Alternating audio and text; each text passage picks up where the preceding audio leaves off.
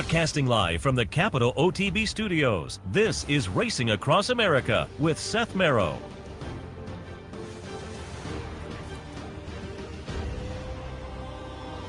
Good morning and welcome to Racing Across America on this Saturday morning. Once again, I'd like to thank our friends at Gulfstream for their sponsorship of this program, some of the other programming and events here at Capital OTB during their championship meet. Appreciate the support of Gulfstream Park.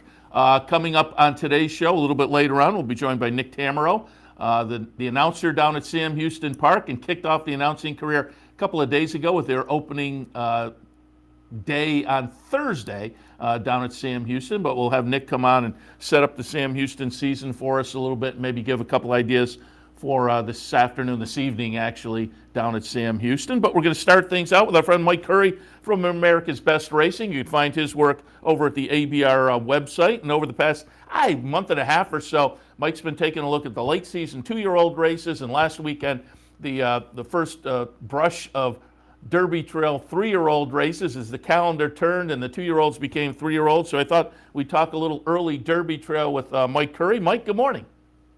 Good morning. Thanks for having me on. Happy to have you on. And update, you and I were talking before we went on the air, update people weather situation at Lexington. It's kind of interesting. Some tracks canceled over the past couple of days. We're here in upstate New York, where as I drove in this morning, it was freezing cold. I'm on the handicapping show prior with our colleague Brian Nadeau, who's down at Gulfstream, and this time of year we always look forward to talking to him to give us the Envy weather forecast. But I guess you can give us the Envy weather forecast in that we're envious that we're living here this time as far as snow. You guys got hit, I guess, the last week or so down in the Lexington area.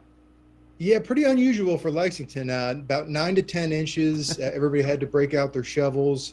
And, I mentioned to you before, I love Lexington. It's a fantastic city.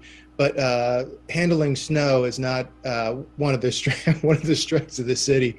So pretty much shut everything down. And, we're just kind of still digging our way out. And hopefully we get a little bit of sun here in the next couple of days and melt away some of this white stuff we've got. Yeah, as I said to you, we missed kind of the brunt of that storm up here. I got a little bit, I had to brush my car off. But so far up here, knock wood, we haven't gotten that major snowstorm yet. The longer that lasts, the better, though. But we can always, this time of year, look for a little sunshine down in the south, and we can look for a little sunshine overall as horse players in that it's Derby Trail time, one of the fun times of the year for all of us, because it's the one kind of division that really, I always say, gives us a season. I'll ask if you agree. I think at 2-year-olds, you got the preseason, and then maybe January and February, you have the regular season. You get into March and April, you got the playoffs, and then comes the Kentucky Derby. And I think that's kind of what fans like to plug into. It's our version of some of the seasons that other sports have. That Derby Trail gives you that look throughout, and then the big championship of the Triple Crown, the 3 Triple Crown races. Yeah, I agree. I think, especially in recent years, with the set schedule and stuff, I think it's kind of put a little bit of structure to it. And I agree. Like a lot of times for me, the 2-year-olds, end of the 2-year-old season is just kind of cobbling together a list of horses to keep an eye on. And, you're looking for breakout performances, maiden races, allowance races, things like that, how they do in the stakes. But once you get into late January into early February, it really hits that, the meat of the schedule. And to me, there is that season aspect to it where it feels like you kind of, and almost that last round of preps feels like the first round of the playoffs, and then you get to the end of the playoff, the finals, the championship, whatever you want to call it, when you get to the Derby, the Preakness, and the Belmont Stakes. But yeah, you kind of get into this extended season, and I do think for me, it's the highlight of the year. I always look forward to the new crop of 3-year-olds. Yeah, I totally agree. And again, you have written about for the last month and a half or so some of these stakes races. So we'll start back last weekend and look at one. We'll cover the horses you've covered at ABR to start with, and then maybe get an overall look at some of the other races that were just this past weekend. But one of those we'll start with this past week and then go back to some of the late 2-year-old races. The Jerome last week at Aqueduct. A mile down at Aqueduct, $150,000 up for grabs. Cook Creek, we're going to take a look at the stretch run here. Cook Creek was the favorite. And as the one horse winds up, a little bit of a disappointing third. Cavassier, the number 6, 4-1 for Kelly Breen. Jose Ortiz on board, gets it done. Strings together victories. Got a victory in the prior start, going a mile and an eighth at Aqueduct. Won that one by a neck. That was the 4th career start, the maiden breaker. This was the 5th career start. Got it done. The 73 buyer figure, I don't know if it jumps off the page. I'm wondering if this horse, maybe given what we saw 2 back, is better at 2 turns. So maybe we're looking forward to the return to that kind of a distance for Cavassier. But what did you think of the performance in the Jerome? Yeah, I agree. The win in his previous start at a mile and an eighth gives me a little bit of hope. And obviously he's got that terrific pedigree. You're looking at a colt by Tappet out of Take Charge Brandy. So there's reason to dream big, but I guess my big concern with him is, as you mentioned, he isn't that fast yet, and he's going to have to improve pretty significantly, I think, to become a serious player. I think the sheets had him at 15 3/4. It just across the board, 73 buyer, you mentioned, 78 equibase speed figure, Brisnet at an 82. I can see where you can dream, but there just needs to be a pretty significant level of improvement, I think, before you can take him as a legitimate contender. Now, as you well know, 3-year-olds can take those jumps, especially in late winter and early spring. So we'll see what happens, but I'm a little bit skeptical. Yeah, I'm with you. I mean, that 73 was a lifetime best buyer number. It was a mile in the winter at Aqueduct. I mean, anybody out of that group maybe has, second string 3-year-old stakes in the future at best. It seems like that performance didn't knock me out by any means, but we will see. The blinkers certainly made a difference for Cavassier. I should mention that they added the blinkers in the second start before last weekend, a close-up second, and now the 2 wins. So the blinkers made a difference. But again, the buyer figure didn't jump up significantly enough to really think that one is one to jump on totally. Let's go back and look at some of those late season 2-year-old races you have written about at America's Best Racing. Back on December 11th, the Los Alamitos Futurity. Messier was the favorite, the number 3 horse for Bob Baffert. He also had Barossa in there as the second choice at 3-1. But Doug O'Neill gets it done for Redham Racing with Slow Down Andy. Slow Down Andy is going to be the number 5 horse here. Again, in the Los Al Futurity. 5-1 as the third choice. And the 85 buyer, decent for Slow Down Andy. What were your thoughts on this one? Yeah, I think across the board, speed figures kind of nice jumps. I went into it not thinking I was going to like them as much as I did, just because sometimes those 4, 5, 6 horse fields in Southern California, I sometimes I have trouble gauging how good they were as far as. But he did show me something stretching out. I think I probably need a little bit of convincing that he wants to go all of a mile and a quarter. But overall, I did like it better than I thought. Like you mentioned, speed figures are pretty good, 13 on the sheets. 101 Brisnet figure kind of jumped out for me too. So, and obviously Doug O'Neill and those connections, they know what to do with a good one. So, I wound up pretty high on Slow Down Andy, better than I thought I would be. Yeah, by Nyquist. So, again, the connections, you would kind of think they've been there, they've done that. So you would think they're now continuing on the trail, certainly with the horse that stretched out to that mile and a 16th successfully last time. He is more one to watch for me than, as I say, Cavassier in New York. One I definitely think is, 2 I think are definitely worth watching. Let's go back to December 4th, and you wrote about Mo Donegal as well in the Remsen. Mo Donegal is going to be the number 1 horse here, but lightly raced Zandon, I thought running second, and Zandon was actually the favorite. Zandon's the number 7 horse. Mo Donegal gets it done by a nose, though, over Zandon. I think both of these are worth watching. They both came out of this race with an 89 buyer, which I think, late in the year for a 2-year-old is completely legit. So your thoughts on the Remsen? As I say, I thought both of these are worth watching going forward. Yeah, I agree. I think they were both, I think they're about 10 lengths clear of the third place finisher. I think there's a tendency for everybody to be a little bit skeptical of the Remsen, just because it hasn't necessarily led to a whole slew of quality 3-year-olds. But I thought this was a pretty good race. The final eighth was in what was it maybe 12 and between 12 and 1 and 12 and 2. Obviously, they both ran well at a mile and an eighth. Like you said, the speed figures came back pretty strong, and yeah, I like the top two. I thought they really separated themselves from the rest of the field, and I think you could make a case for either one moving forward. I did, like you said, I thought Zandon ran a good race too. So I'm with you. I like that race better than I thought I would, and I try, as we talked about, just not to get too hyped about a 2-year-old that early in the campaign, but I was impressed. Yeah, and I just pulled up the list of recent winners in the all the winners in the Remsen, and you would think a mile and an eighth that time of year would really play into the Derby, but the last few years, Brooklyn Strong, who was a little star-crossed, I think, with the way his career was managed, but Shotsky, Maxim Mischief, Catholic Boy was in the mix going back to 2017, but then Motown. You go down, you go further, there was some really nice horses, but not necessarily for the Derby, so it's a funny race. Certainly, but I will note to the folks who jumped in, to me, way too early. But Derby Pool 1 was November 28th it closed, so you were a week before this Remsen. And I will applaud the people. If you jumped in for Mo Donegal, you got 37 to 1. If you jumped in on Zandon, you got 56 to 1. And for a November pool, those are about the odds I'd want. So I think the folks who took a shot a week before the Remsen, I think were rewarded and maybe have some fun tickets to watch, at least for another couple months or so.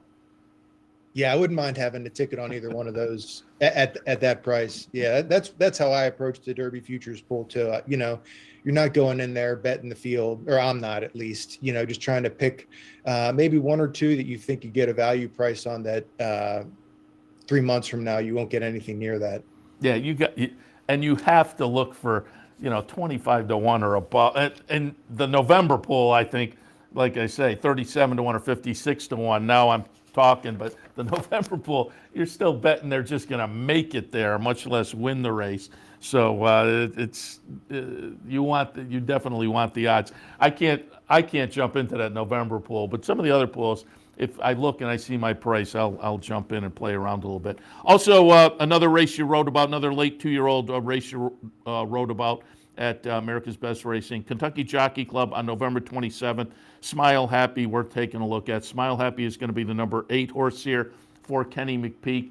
I have said it since probably a couple of weeks before this race. Kenny McPeak had the tough Saratoga season, where his barn went into the quarantine and it set off his training schedule and whatnot. But he got out of Saratoga and got into the fall, and his horses were running really well, particularly the 2-year-olds at the end of the season. And I think Smile Happy is one that is going to be interesting to watch. And I will note, comes out of this with a solid 90 buyer figure.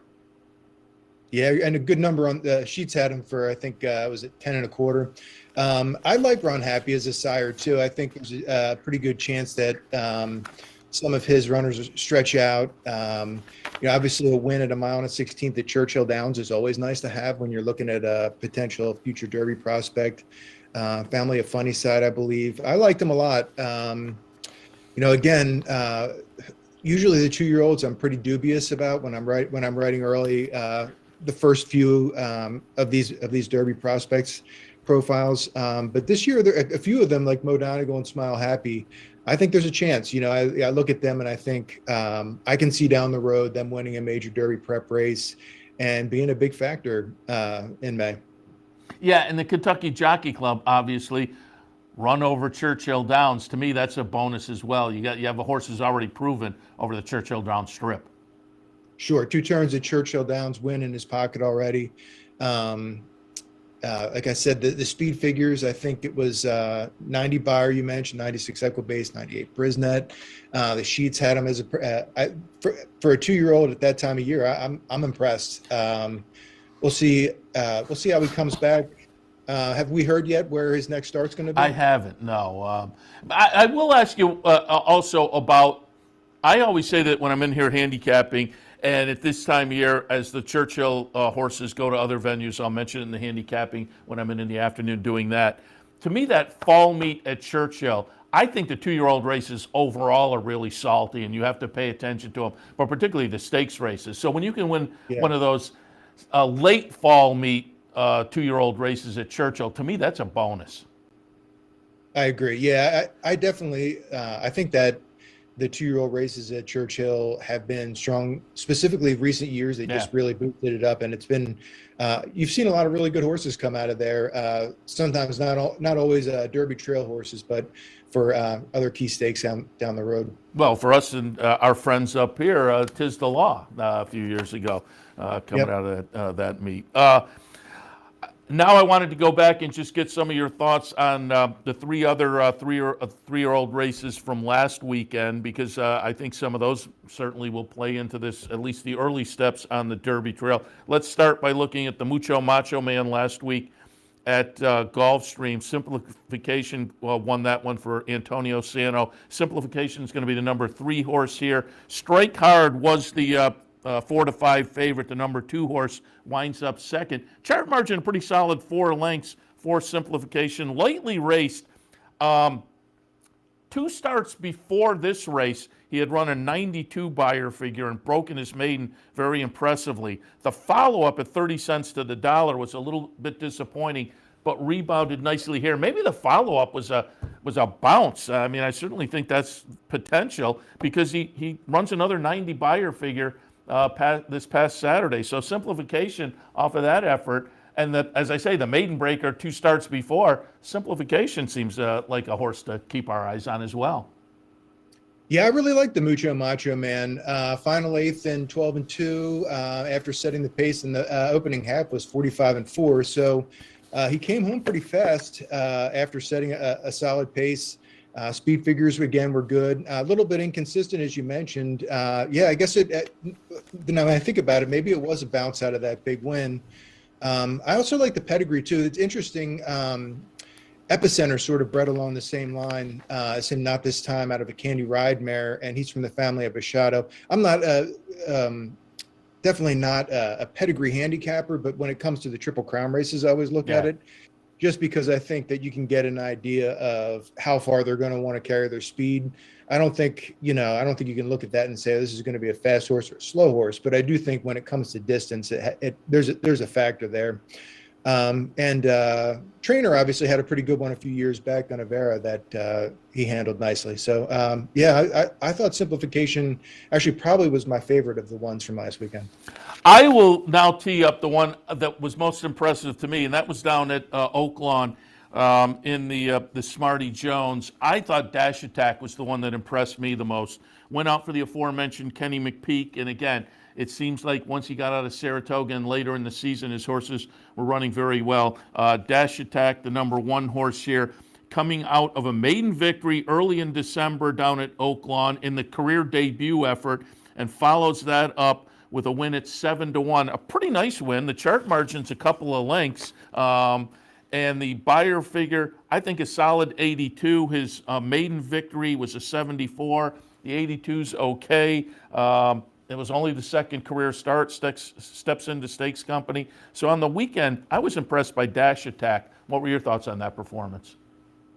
Yeah, I mean, I think the first thing I would say is I'd like to see him on a fast track before I get too excited about him. But I agree with you. I thought he looked responsive to me. Obviously showed off that turn of foot that he had showed in his maiden race too, where when the jockey gives him his cue, he accelerates. There's other runners that you see that are more grinders, or ones that want to get to the front and just hold on. He's got that push button acceleration that I like. On paper, he didn't fly home, but Oaklawn, to me, a lot of times is more of like a build a foundation type track. Then you're not going to see a lot of flashy finishing times there.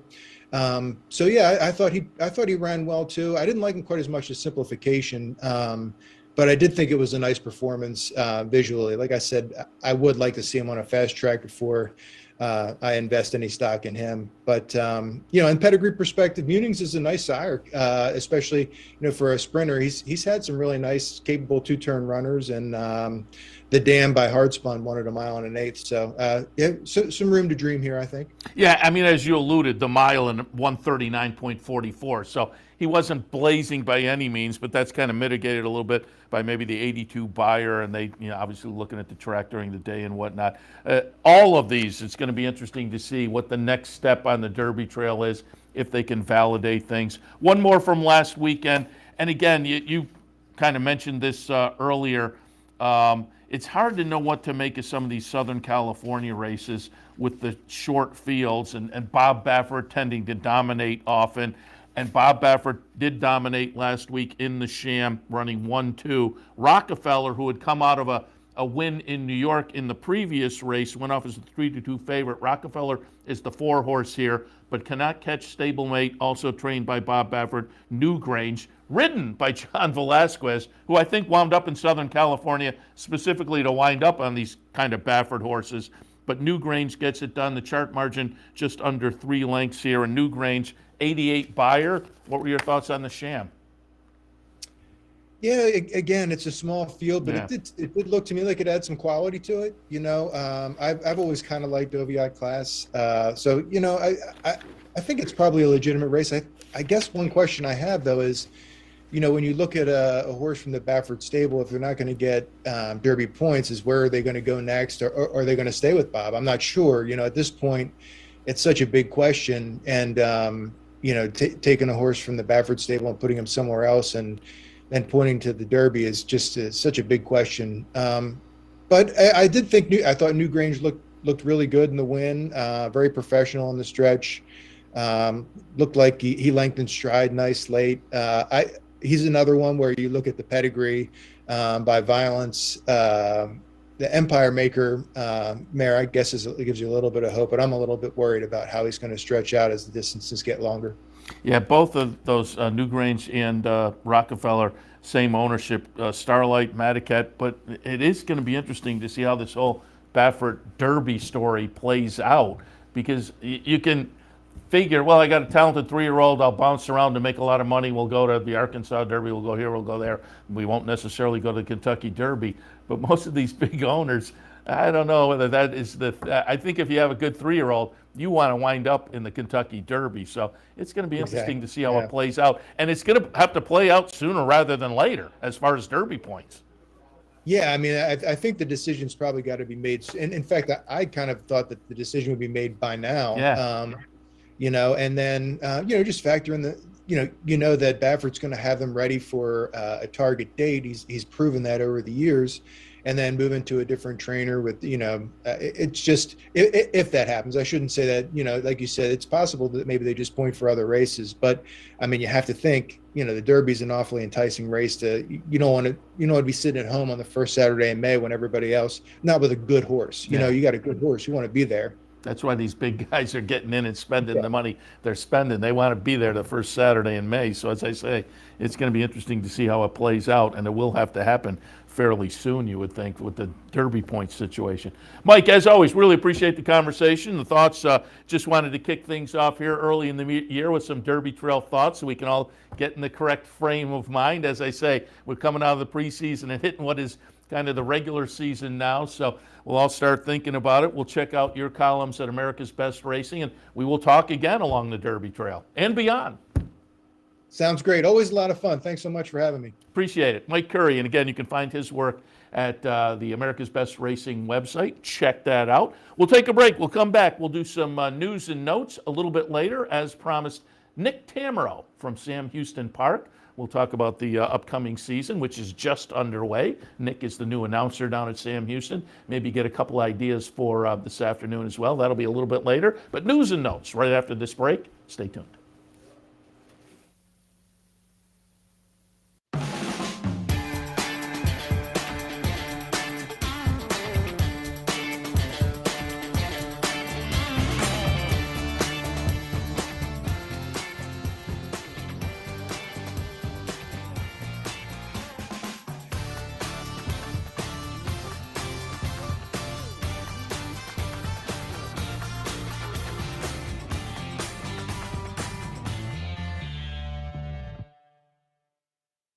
Where's the best place to find your favorite teams, your favorite food, daily drink specials, and wagering on live horse racing? Legends Field Sports Bar, 711 Central Avenue, Albany. Get your game on day or night with 75 flat-screen TVs, tournament-style pool tables, a private banquet room, and live horse racing. So if someone asks you, where's the best sports bar in the Capital Region? Tell them Legends Field Sports Bar, inside the Clubhouse Racebook, 711 Central Avenue, Albany.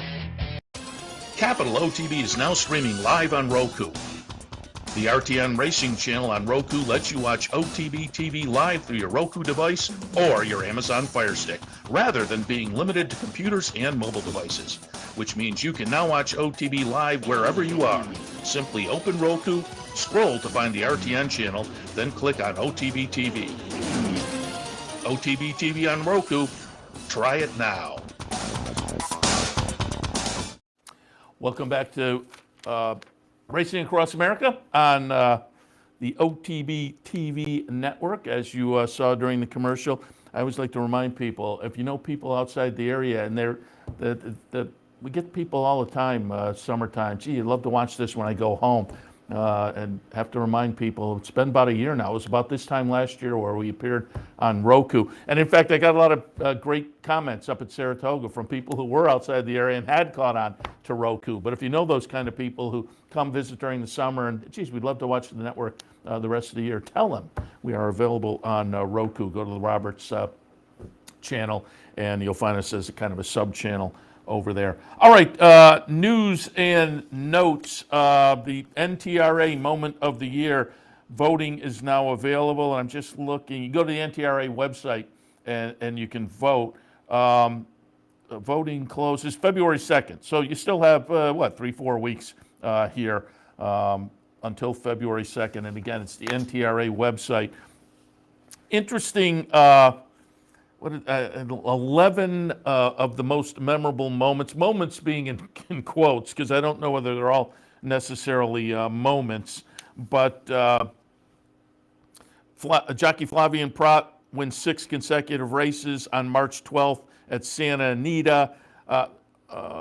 Latruska in the Apple Blossom upsets Eclipse Award winner Monomoy Girl. That one is intriguing to me because then Latruska went on to just have the super spectacular season. Essential Quality holding off Hot Rod Charlie in the battle to the wire at the Belmont Stakes. Again, another one that is notable to me. Steve Asmussen winning becoming the all-time winningest trainer. Did that up at Saratoga on August 7th. And again, that was certainly a notable one for us up here at Saratoga with his win. And he was celebrating in the box with his kids, and they came down, and there was a whole ceremony there up at Saratoga as Asmussen becomes the all-time winningest trainer. So from a homer perspective, that one is kind of interesting. Asmussen becoming the all-time winningest trainer up at Saratoga. And there we see 9,446 victories added to since then, obviously. But again, that was a moment, and it was a fun moment, certainly. And again, what was notable about that, maybe even more than just the number of victories and whatnot, it was notable it happened at Saratoga because Steve, in that week, as he's approaching these kind of records, everybody's paying attention. Well, as Asmussen does, he had horses running at, I don't know, at least 3 or 4 different venues. And so that it wound up actually happening at Saratoga where he was, just made it kind of even more special. And it was fun, as they say. So a family was there, and they brought in his parents via satellite television, and a whole ceremony that was kind of nice. Took the racing day took a little bit of a break to kind of celebrate that. But that was fun for those of us up at Saratoga. Another Saratoga notable, I'm going to be interested to see, and I don't know, I hope they do put out the voting totals, because I'm not sure where I would go, but this would certainly rank up. In the Forgo Stakes at Saratoga, where Forensi Fire reaches over and tries to take a chunk out of Yaupan, that was on Travers Day up there, and this is just, this is insane. Everybody who saw it said, well, you know, if you've watched racing long enough, you've seen things like this happen, but not for like 15 strides or whatever. And just wound up to be one of those moments at Saratoga that people will certainly talk about for years to come. Yeah, I was there. You remember that one? And the jockeys, and boy, I mean, it's lucky that, you know, he reaches over and he kind of grabs the bridle of the other horse as well. So lucky it wound up coming out as well as it did. But Frenzy Fire tries, and Dave Grenig immediately kind of then reflected on, it was a year or so before that another horse had tried to take a chunk out of Frenzy Fire late in a race. I want to say down at Parks in a stakes race. So I get maybe that's where he learned it from. But that was interesting. Diversity takes a step forward. George Leonard becomes the first African-American trainer to compete in the Breeders' Cup World Championships. So that's a nice moment as well. The Godolphin Appleby Triple in the Breeders' Cup Turf. And that, I'm just looking here at the three races: Yebar, Space Blues, Modern Games. And so Godolphin and Appleby with the Breeders' Cup Triple. Japanese Duo, a couple of Japanese runners win at the Breeders' Cup. Knicks Go completes a brilliant campaign in the Breeders' Cup Classic. And again, these are all the moments, the 11 moments that are up for vote. Pink Floyd Finale, the 7-time Canadian champion Pink Lloyd caps a brilliant career with a victory in the Kennedy Road Stakes at Woodbine. The 9-year-old Pink Lloyd, fan favorite, 2017 Canadian Horse of the Year. And then finally, Take Flight is what taking flight is what they're labeling this moment. But Flightline with what they say is a jaw-dropping performance. I would totally agree. In the Malibu, a 118 buyer figure for West Point Thoroughbreds and Company, John Sadler training. Flightline with the big performance a couple of weeks ago in the Malibu, the final on the list of 11 possible NTRA moments of the year. And as I say, I would have a tough time choosing. At the Asmussen became the winningest trainer. Frenzy Fire and Yaupan, they're Saratoga moments, but I think they're great moments as well. And Flightline with the just phenomenal performance in the Malibu. Those are all kind of striking to me. But it's a great list. And again, I tout it so you can pop over to the NTRA website and make your vote. Vote for the NTRA moment of the year, which I believe, yeah, it will get recognized at the Eclipse Awards. So stop by and choose your moment of the year. Did want to mention sad news a couple of days ago. Susie O'Kane passed away. And folks watching the network may remember. I mean, we're going back a ways, but Susie O'Kane actually had a show here on Capital OTB TV, Susie's Corner. And again, this is going back a while. Far better known, though, as a member of the New York Thoroughbred Breeders Board of Directors for a long time member, and was a director emeritus at the time of her passing. A couple days ago, Susie O'Kane passed away. So as I say, longtime member of the New York Thoroughbred Breeders, but also she and her husband managed High Cliff Farm down in Delancey, and a fairly local breeding operation. High Cliff always stands out to me as the home of Scarlet Ibis, who early on in my handicapping career was a New York bred sire who I always thought was a little bit intriguing. I think, in fact, sired some New Jersey breds as well. But Scarlet Ibis, who I understood was kind of a real handful of a sire, but sired some nice New York breds early on. But Susie O'Kane and her husband managed High Cliff. She was involved in a lot of obviously different organizations. Being the manager of High Cliff was notable, certainly, but also, and at the time they were associated with Flying Z, who again, when I got into the game on the New York side of things, Flying Z, notable ownership group as well, but they had a close relationship, High Cliff and Flying Z. Susie O'Kane was also on the Thoroughbred Retirement Foundation Board of Directors for quite a long time. And so just wanted to mention that because I'm sure a lot of people, recognizable face up at Saratoga. She was at the track quite often. But again, she had, going back a number of years, a show right here on the network. They're expecting to maybe do some kind of memorial service coming up at Saratoga, which is appropriate. So again, sad news, the passing of Susie O'Kane a little bit earlier this week. Also, they came out, as the calendar turned, they came out with the Thoroughbred, they call it Thoroughbred Racing Economic Indicators, comes out from Equibase. It's essentially the handle numbers for the United States.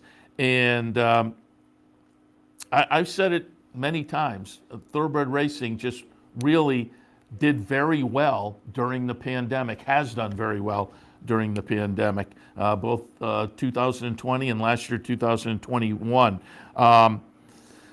Overall, wagering, the handle, United States races 2021 compared to 2020, an 11% jump. And if you're curious as to pre-pandemic, they parsed those out as well, comparing 2021 to 2019, pre-pandemic, there was an overall jump of 10%. So from 2020 to 2021, we went up 11%.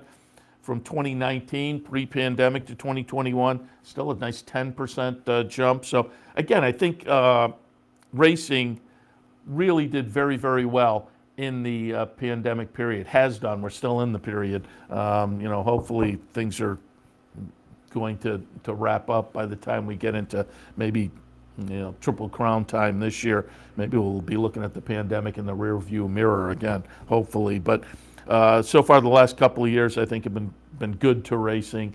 The extended look on TV has been nice in various sectors, and it's all borne out by really, really solid numbers. Purses from last year, from 2020 to 2021, purses went up crazy, 35%, over 35%. So that was also a bonus. Part of that, though, I will admit, part of that, and let me see the 2019 numbers. Purses still went up, but far more incrementally, the 2019.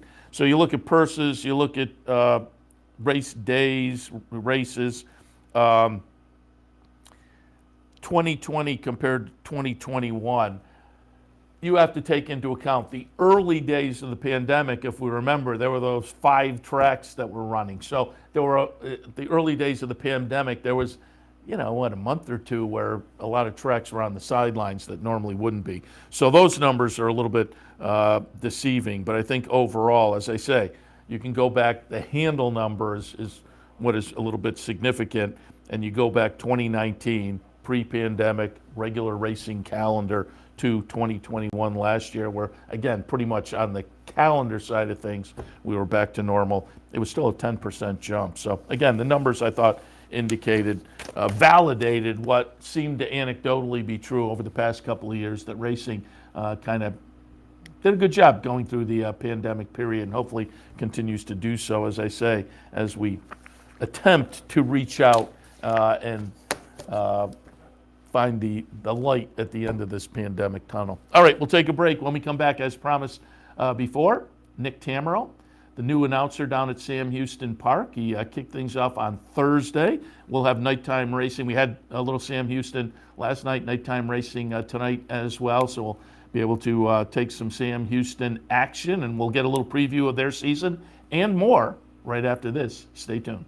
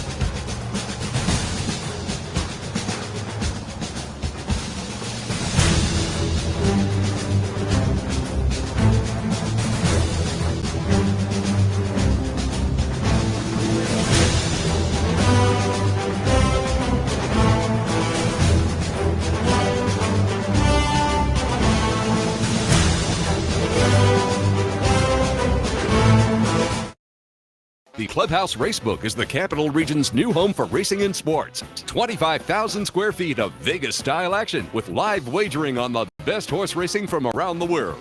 260 flat-screen televisions and state-of-the-art wagering terminals. So don't miss out. The fun is only minutes away at 711 Central Avenue, Albany, just off exit 5 of I-90. And don't forget, if you can't make it to the clubhouse, you can always wager online 24/7 at capitalotb.com. Welcome back to Racing Across America. As promised before the break, we'll talk a little Sam Houston with the new track announcer, Nick Tammaro. Our friend Nick Tammaro used to handicap here at Capital OTB. Folks may remember him from those days. Now in the announcer's booth down at Sam Houston. Nick, good morning. Good morning, Seth. Great to be with you. And, you know, you're partially responsible for this because your show was the first one I ever went on over, had to be 13 years ago. So it feels a little bit like home. That's good to know. The launch pad. I like that. I was sitting in here doing the handicapping show on Thursday afternoon into the evening, and I watched some of your early races on Thursdays. You kicked it off. Now, we should say, I think you did some of the quarter horse races a little bit earlier, so you got your feet wet. But talk a little bit about Thursday night and kicking it off and what it felt like to be in the booth for race number one and whatnot. Give us a little insight into kicking things off down at Sam Houston. Yeah, you know, I was always a kid that found myself walking to the apron at a racetrack and looking up at the announcer and seeing the announcer with their binoculars and wondering, you know, how do they do it? What do they do? And I would listen to races and try and imitate announcers and think about the way they watched races and what they did. And so, you know, finally having the opportunity to do it, it was a little surreal. It didn't really seem like it was actually happening until it did. And there were actually a couple of scratches in the first race, so they loaded, really fast and left the gate. And I was kind of like, holy cow, okay, now it's time to call the race. So it was fun. It was really sort of the thrill of a lifetime. And I get to do it now for 70 plus more days. So just as much fun last night, and kind of the culmination of something that I don't want to say I had dreamt about it, but I had definitely thought about getting the opportunity. And, you know, this was one that just presented itself very quickly. And so I'm very grateful to be doing it. And I can tell you, it certainly does not feel like work. Yeah. And as I texted you to be on the show, I said I was listening the first night. You did a great job. And I always reflect back when I talk to announcers, and I want to relate to the audience who think, oh boy, that seems interesting. I'd like to do. There was a few years ago in Maryland. They did it for a few consecutive years, and I'm sure you can find it on YouTube. But they would bring in local sports writers or sports announcers on local radio, and they would have them each call a race during the day. So there would be 9 different people, and it was hilarious because you could tell they had really studied their race the night before. So the first call out of the gate would be brilliant. You'd think, oh, they really. And then by the time they got to the turn, it all fell apart. You realize how difficult that job really is. Talk a little bit about, you know, doing it and learning it and what your process is when you go into the booth for the night. Yeah, it's certainly, the farther they go, the tougher it gets, right? That's the tricky part. So, you know, I think knowing with the thoroughbreds, and the big difference between the thoroughbreds, of course, and the quarter horses is that you're talking 3 to 4 times as much. So it's one of the things that is actually very simple, and all of the veterans are very good at it, but having the ability to grab words that provide filler while you're trying to describe the action, and in the case that you might not exactly know what's going on, or you might be searching for a name in your head, that's essential. That's a huge, huge part of it. So that was something I tried to prepare myself for as much as possible. I obviously talk a lot, and I talk fast, so I felt like I would probably be able to get through that. I've been telling myself, you know, slow down, describe, get through the field, make sure you know the silks. And so memorization is the biggest thing. I think if you can avoid how many times you have to look down at your program, it really, really helps a lot. And so I've been good about that so far. You know, the brain's a little fresh early with the layoff coming in. We'll see if it holds up that way, you know, maybe in 6 weeks or so. But I think that's a big factor as well. So just, you know, being as prepared as possible, and understanding also that I know these races relatively well. You know, I have a a pretty keen insight into them doing the morning line and handicapping and putting out a tip sheet. So I think being as familiar as possible with what's going on really helps as well. And you kind of learn the nuances of the surface and the riders that have certain styles that they really like to employ over others. And it definitely helps your chances. Well, let's kind of set up the season a little bit. First of all, I saw you were doing the pregame handicapping, and as I understand it, Jessica Paquette will be joining you. Yeah, she's going to come down 4 times during the meet. Regularly, it'll be myself and Trey Styles, who is an 8-time, I think like an 18-time NHC qualifier. So, yeah, he'll be doing it. He's a local guy here, and Jessica will be down 3 more times during the meet. Nice. And set us up for the meet a little bit. Days of the week, post times, and what can we look for from Sam Houston? Yeah, Thursday, Friday, Saturday from now until mid-February. Then we'll put Wednesdays in the mix, and it'll be 4 days a week. Wednesdays and Thursdays are 4 p.m. Central, so 5 p.m. Eastern time. And Friday and Saturday are going to be 6:45 local, 7:45 Eastern time starts. And those are generally 9 or 10 race cards. So it'll take you right up to bedtime and maybe even past it for some of you, but you can always put your wagers in ahead of time. Yeah, very good. And give us a little idea on the human side of things. I was looking up last night, and of course, Stu Elliott, who folks may remember from, Triple Crown Trail some years back. But last year, Stu Elliott was on top. Steve Asmussen, no surprise down there in Texas last year. But give us some idea on the human side of things, jockeys and trainers maybe we should pay attention to at this current meet. Yeah, Stuart Elliott and Steve Asmussen are going to win a lot, and they've got 3 wins through the first 2 nights. They won the riding and training titles respectively last year by huge margins, and Stuart Elliott has now moved his base to the Texas-Oklahoma circuit to ride first call for Asmussen. Other people that are going to win a lot of races, we've saw Austin Gustafson win 2 on Friday night. Carl Broberg won 2 on Friday night as well. They're going to probably be the second and third leading trainers. They both have a pretty close to a barn full of runners for the meet. And Ry Eichelberry is off to a very, very good start. He's got 6 wins in 2 nights, including a 4-bagger last night, and a very good front-end type rider. He was second in the standings last year. I think his style really fits the racetrack well. So those are the names you're going to see a lot. Some of the ones that'll probably bring in a few more long shots. Ernesto Valdez Jimenez, he had a couple of wins last night. Good rider, especially good on the front end. Jose Alvarez had an upset win last night. So did Wes Hamilton. So a lot of riders I think will have their turn in the barrel. Lane Luzzy will be well represented throughout the meet as well. He has a new agent, and I think he's going to be on a lot of live horses. And we should mention we're going to take a look at specifically a few races for tonight. But before we do that, we should mention, I heard you on with Bick this week. You were on right before I was on, so I was listening to your segment, and you were kind of mentioning the low takeout on the multi-race wagers. Oh, yeah, low takeout on all the multi-race wagers. Every single multi-race wager is offered at a takeout of 12%. Nice. So really, really good opportunity for everybody to get involved there. The verticals themselves are offered at more standard takeouts. We did drop the exacta takeout by a point. It's still 20, which of course, we'd like for it to be lower, but you've got to walk before you run. So yeah, 12% opportunities in the daily double, pick 3, pick 4, pick 5, and pick 6. None of the multis or jackpot wagers. The pick 6 is a 50-cent bet that pays out every night, and it's gotten hit the first 2 nights. So good opportunity there for sure.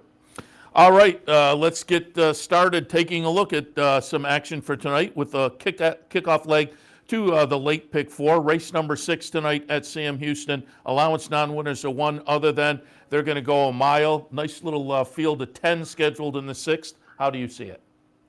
Yeah, I thought this was a really fun race, very competitive, and I think the interesting thing about it is that the majority of the speed is signed on towards the outside. And we've got a relatively quick run to the first turn going a mile, so I think the likelihood that the pace in here really heats up is pretty high, and I thought that might help a horse like Lethal Move. The 3, Danny Pish and Danny Sorensen, are going to combine here. They've scored a couple of wins the first 2 nights, but one with a price horse on Friday night. Last night, that one made a little bit more sense odds-wise. And I think Lethal Move is dangerous. Coming in off of 1 other than at Remington, where I don't know if he necessarily got the best setup that night from a pace perspective.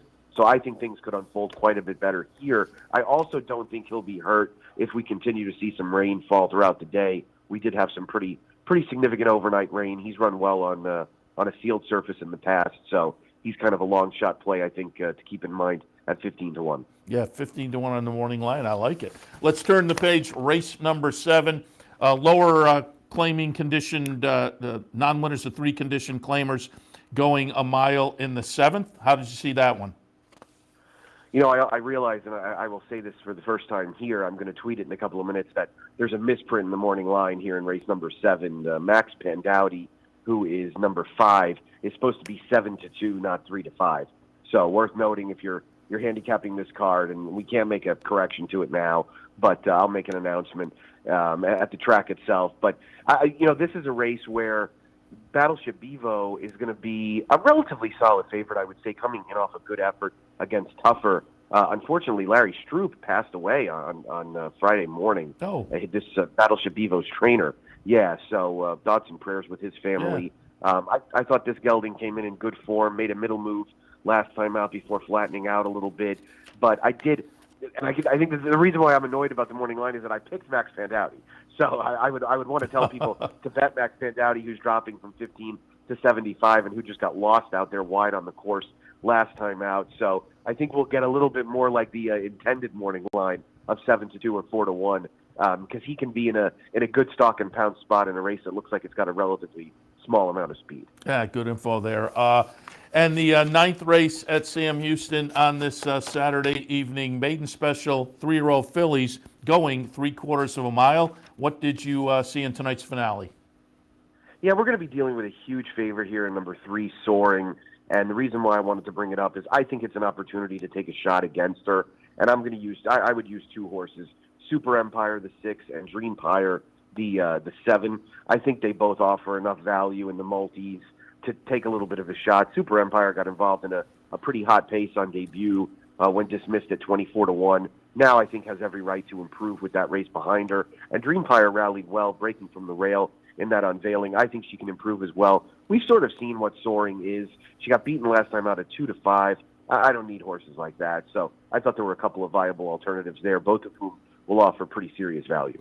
And I'll ask you, as a morning line guy, when you have a horse like Soaring, we did that handicapping show earlier, and Brian Nadeau and I were on, and he was looking at Gulfstream, and he said the Irad horses, Irad Ortiz, you're going to lose some value just because Irad is on board. When you're doing the morning line and you see Stuart Elliott and Asmussen teaming up, I'm assuming you automatically kind of suck a little bit of value out of a combination like that, just because people are going to gravitate towards that. Yeah, absolutely. You bake a little extra in there. Maybe you click them down a point or two, especially if they've gotten hot. Yeah. And down here, Asmussen and Stuart Elliott could go on a run where they win, 6 races in 2 nights. And then as soon as we come back for racing the night after that, we're going to see things really go their direction even more with regards to how the public handles it. So, yeah, you always want to be aware of the hot trainer or jockey and how the public is handling them, because the public loves it. I would say second most to speed figures. You're dealing with human connections as really elements that move the market. Yeah, no question about it. Nick, appreciate the visit, and really looking forward to enjoying the season and your kickoff season down there. As I said, I was watching the first night. You did a great job, and I'm sure that will continue. But as I say, appreciate the conversation this morning, setting us up for the Sam Houston season. We'll talk again. Absolutely. I look forward to it, my friend. Always a pleasure joining you. Good luck, everybody, and hope you're listening in tonight. Appreciate it. Nick Tammaro, again, the new announcer down at Sam Houston, a couple days into the meet, and we will have them here on the network this evening as well. So hopefully we tossed out some fun ideas for Saturday evening.